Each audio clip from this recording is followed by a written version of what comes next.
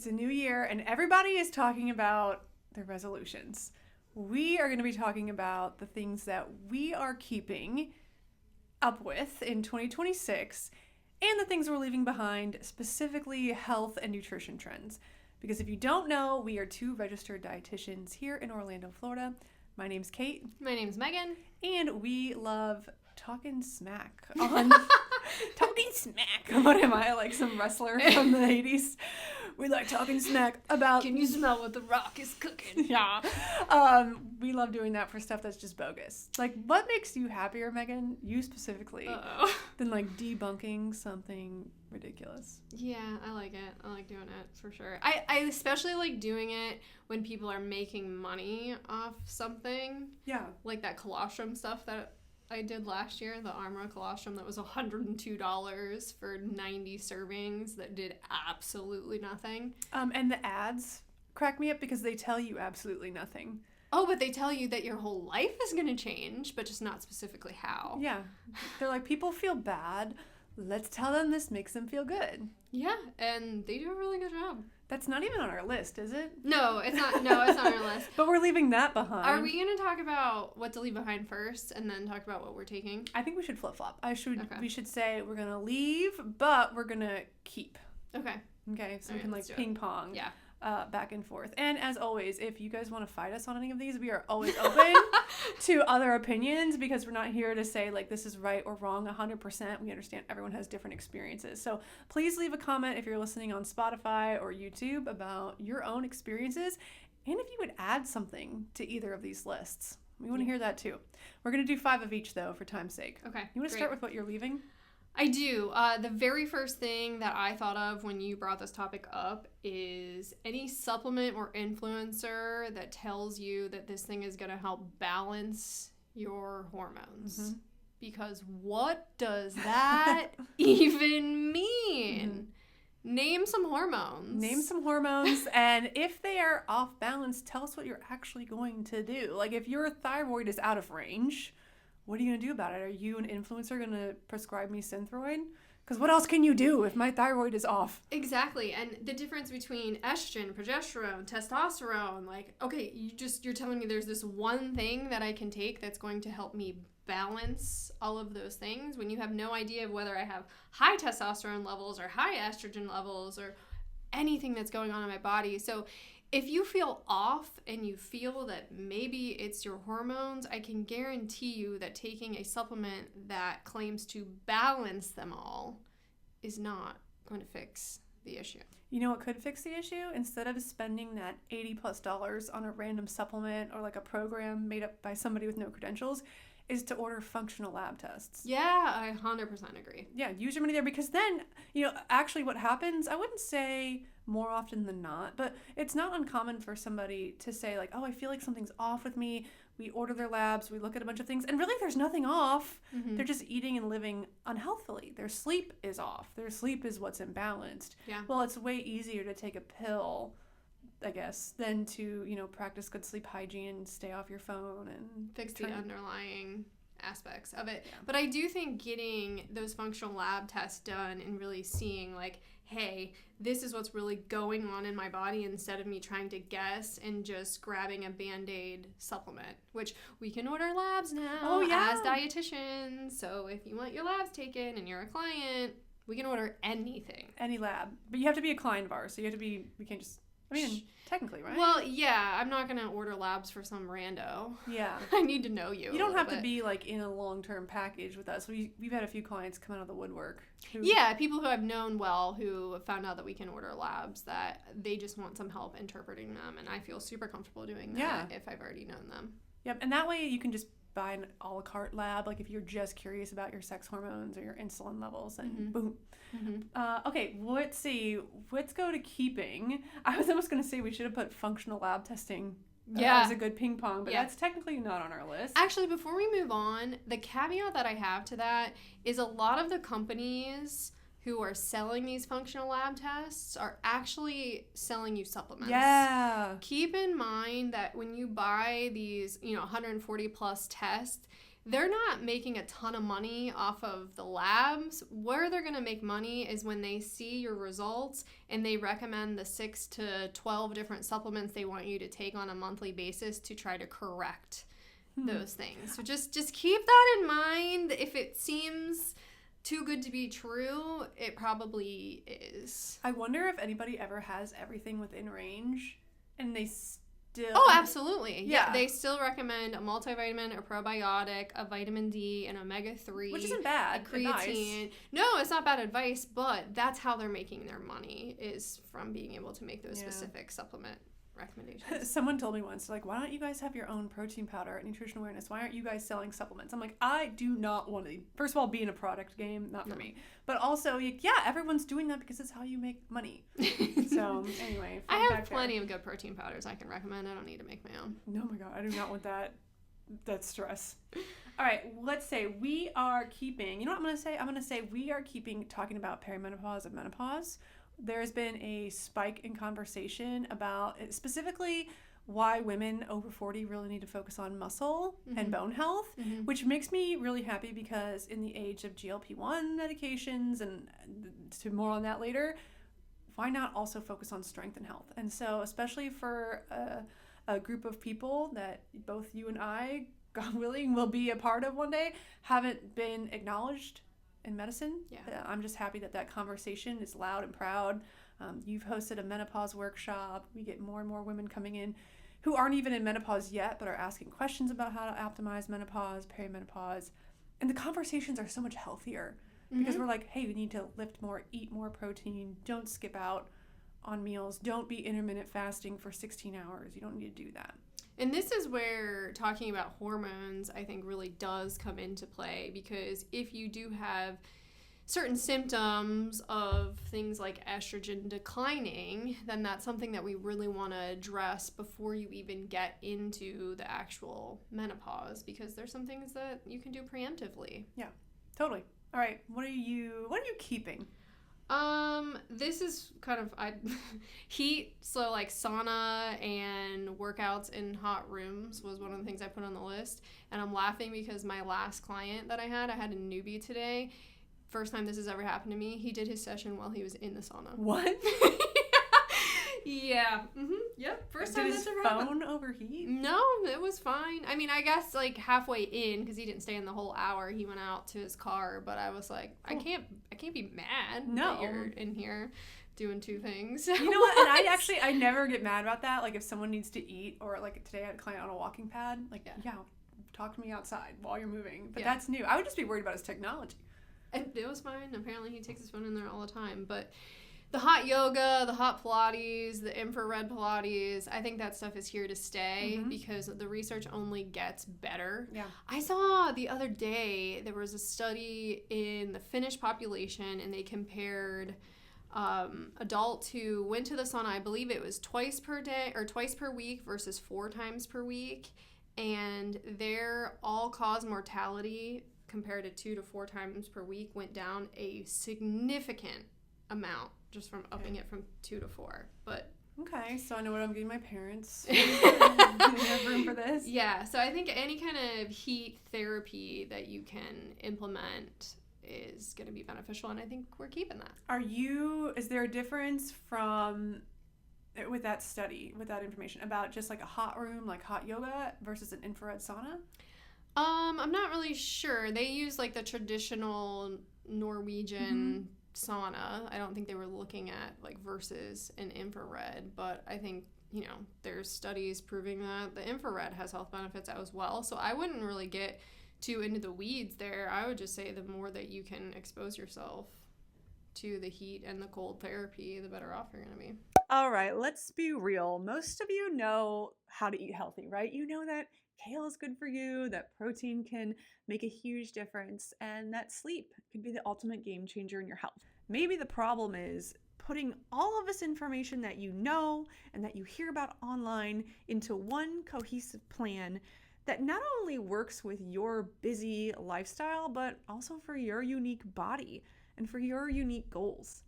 We know that here at Nutrition Awareness. We are a team of 2 registered dietitians who have a combined 20 years of experience working in the one-on-one space, where we help individuals create a personalized nutrition plan to help them get from where they are now to where they want to be using food. So no matter your story, no matter your struggle, we can help you. Whether you are trying to lose weight with or without a weight loss medication, if you're trying to manage your PCOS, optimize your fertility, build muscle tissue, navigate perimenopause, we're going to spend some time really getting to know you and your struggles and work with you to create a plan that you will actually stick to. And then we give you relentless accountability and support. No matter if you want daily support, weekly or monthly, we've got a plan that matches what you need. We meet you where you are, and it's very customizable. So if you are done with the guesswork, if you are done of trying something just to see it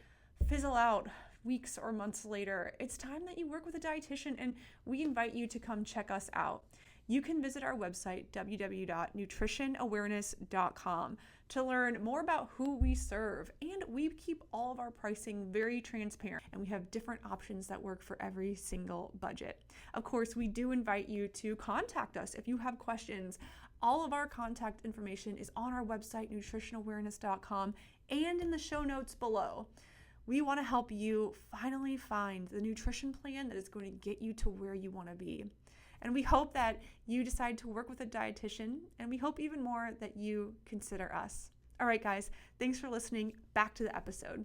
You know what I miss about living in the Midwest is like on a cold, snowy day, this is so bad, like leaving a tanning bed and walking outside. That was a feeling. That was a feeling. We have left that behind for quite some time. Yeah. My biggest regret, but I remember that feeling of being like warm and toasty, and then you'd walk out in the cold, but you'd still be warm.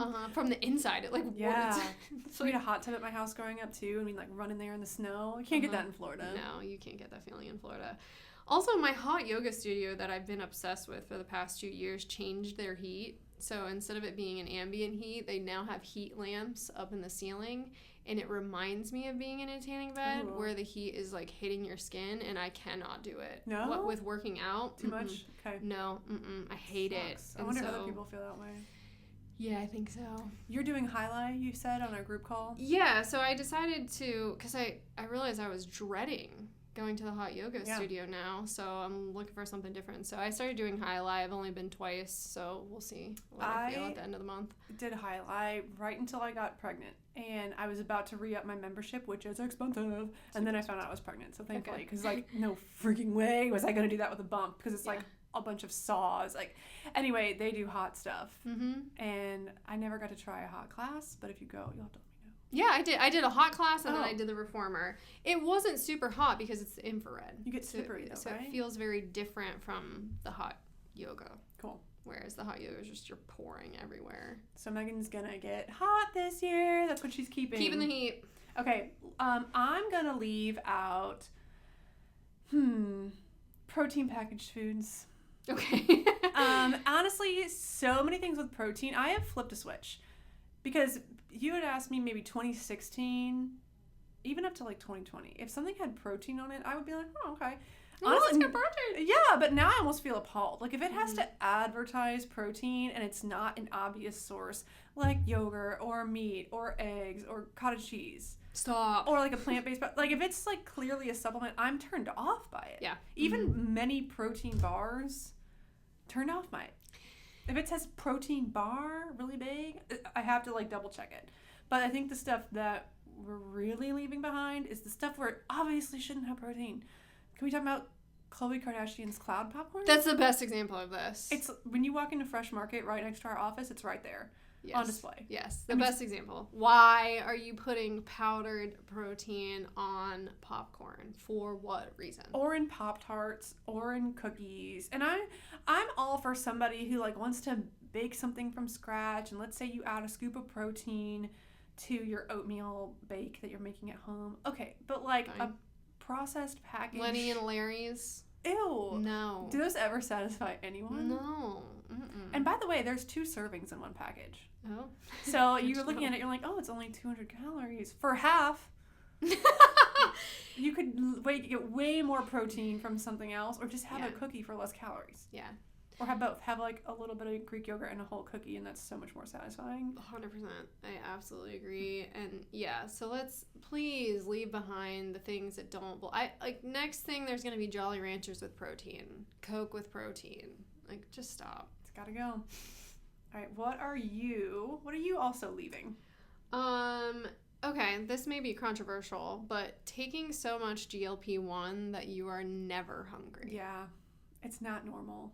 I have many clients who feel this way. Well, I've noticed here's an issue. I will give people a little bit of like leeway with this.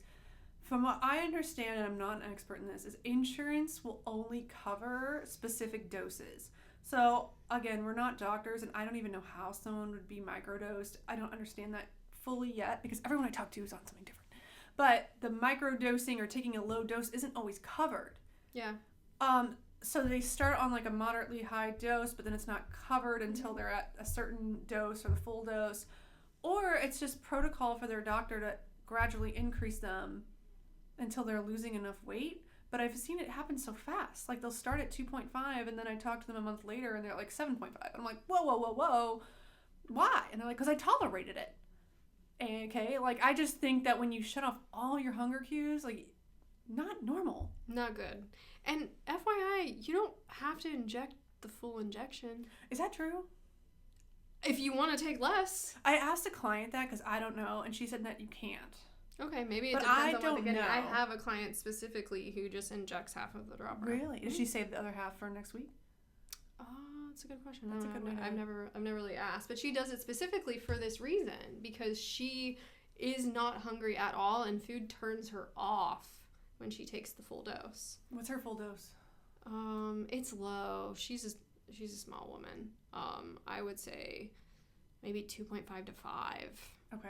Is the full for her, and she takes less, half of whatever she's getting. Definitely, if you're experiencing this, what happens when you don't feel hungry? Like, you start there. Like, if somebody doesn't feel hungry and they're so turned off by food, initially they might be like, yay, I'm not eating, losing weight. But what are the risks? You're losing all of your muscle. Yeah. You're wasting away. Yeah. And that's going to cause a decline in your bone health in the future that you can't get back. And gaining that muscle back and so when your muscle's going down, your metabolism's going down, and that's going to be very, very difficult to correct that. I gotta tell you a story about a client today, and I want to give this client a lot of credit because she's really honest with herself. And so she started a GLP-1 Zepbound it was in right before October, so it must have been September. Anyway, she lost 30 pounds between now and then. But she told me, she goes, I've lost 30 pounds, but why don't I look like I've lost 30 pounds?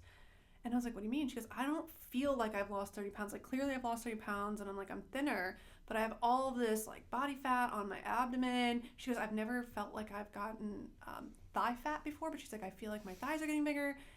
And I was like, 30 pounds is a lot to lose in 4 months. Some of it came from muscle, and if you're seeing your body composition shift in a way that doesn't feel good, it's muscle. And it's true because she really had a tough time with protein.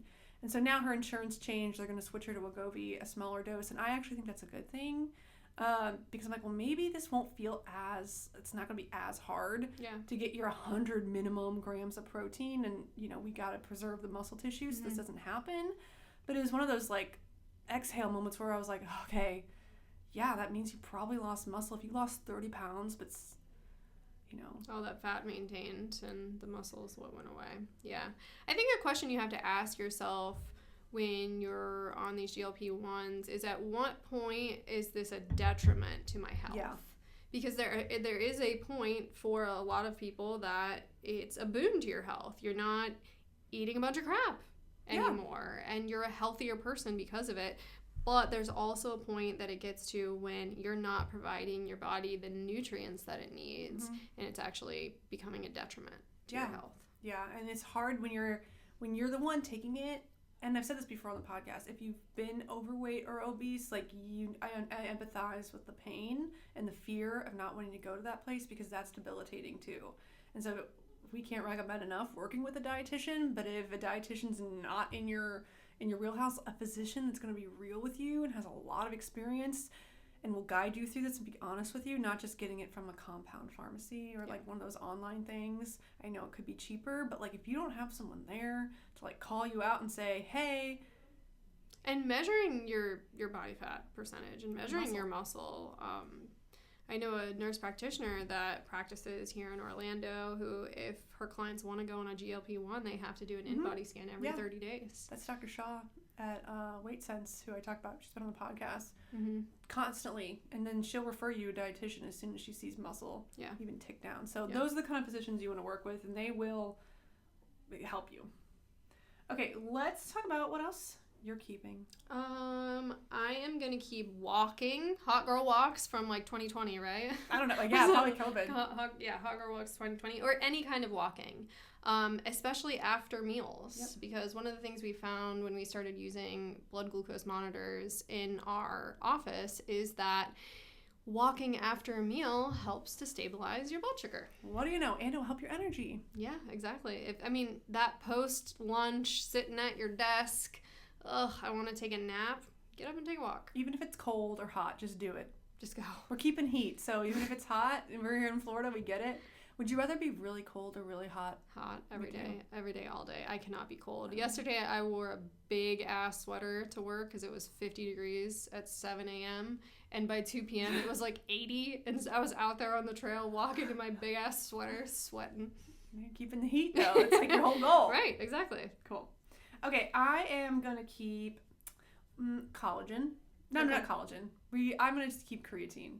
Okay. Collagen's fine, but I want to talk about creatine. Okay. Only because when somebody asks me about collagen, I'm like, yeah, and then I talk them through the benefits of collagen. But creatine, I'm recommending. I'm telling everyone to take creatine. Mm-hmm. Are you saying about the brain benefit aspect of it? Or more? Okay. All of it. Well, okay, let's talk about the brain and body and hormonal benefits. Okay. And there's a few different benefits. So the body one was the first one that got like a lot of traction. Mm-hmm. So bodybuilder bros, they've been taking creatine forever because it does help preserve lean muscle tissue, and it helps you increase your max reps or your power. So an example, this be someone who supplements with creatine consistently might find that they can crank out another rep at a slightly higher rate, which of course helps with muscle tissue. Mm-hmm. But creatine has gotten so much traction that we can also see it helps with memory loss, especially when you are sleep deprived. Yeah, I took 10 yesterday because I was up from 3 till I had to wake up. You took 10 grams? 10, yeah. Wow. Yeah. Okay. So that's what I heard that's what Rhonda Patrick said. Oh, too. she said 10? Okay, because I'm planning on a sleep deprived. Oh, okay, gotcha. Night. Okay. So sleep deprived night to get your brain functioning again. Yeah. 10. Mm-hmm. 2 scoops. Okay, I would build up to that though. Because I've had a few people with GI issues. Really? Mm-hmm. Okay. I don't have the GI issues with it, but I've had a few people who start it and they're like, we go down to 2.5 or 3 grams because 3 is kind of like the minimum therapeutic, and then build up and it's fine. Yeah. Just some people have sensitive tummies. I don't think you do, really. No, I don't.